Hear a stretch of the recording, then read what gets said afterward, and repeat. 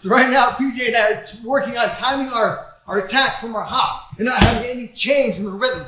So what I mean by that is I'm hopping around, we're sparring, we're fighting. A lot of times people stop and then they'll punch.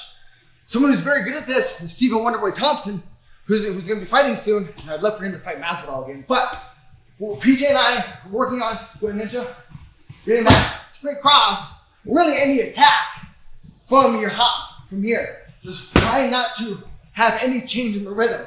Just blend that together. Beautiful. This is more traditional Taekwondo karate. Just hopping and moving. Just trying to time that attack from your hop.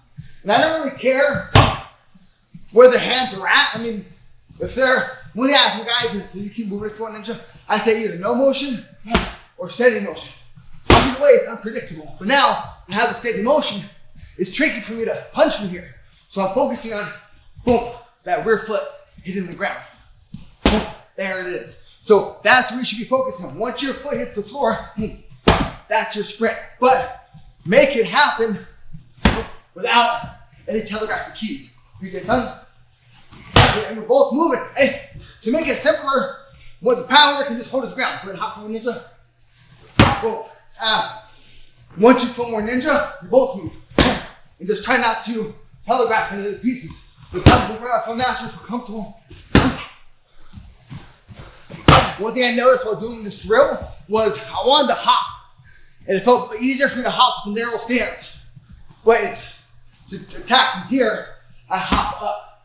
If I hop with a wider stance, like St. Pierre and Stephen Wonderboy Thompson, once I sprint, my head doesn't seem to change level as much. When I hop tall, my head changes level. Personally, when I hop with a wider stance, it seems as if my head is not changing as much level as I'm sprinting forward. There's less telegraphing key. So have a wider stance. And I'm just loading that back foot. And I can just sit here and wait for PJ, for him to come in, they intercept. So I don't have to be aggressive. I'm just sit here and wait. And when he steps in, intercept. And that was what Bruce Lee formed his whole style off of. The way of the intercepting fist. It came from fencing actually. Because they wanted time for entry, which is the way he was huge on. So that one little piece right there, so Bruce Lee based his whole art off of. The name anyway. The way of the intercepting fist. So Bruce Lee's gonna name his whole art off of one little piece that takes place. And I'm gonna spend some time dissecting that. PJ, son, get something? Beautiful. So it's from your hop. And you know what, leave in the comments. Let me know if you see me or PJ doing anything before we attack. That would telegraph you. So now pause, Ninja. Again, there it is.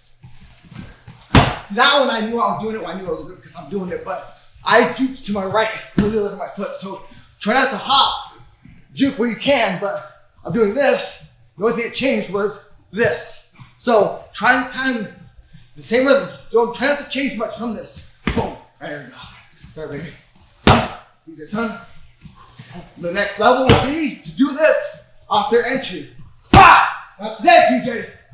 Boom. Not today, Sensei. Loose. So there are the sprinkles of blending in your sprint, your attack from your hop.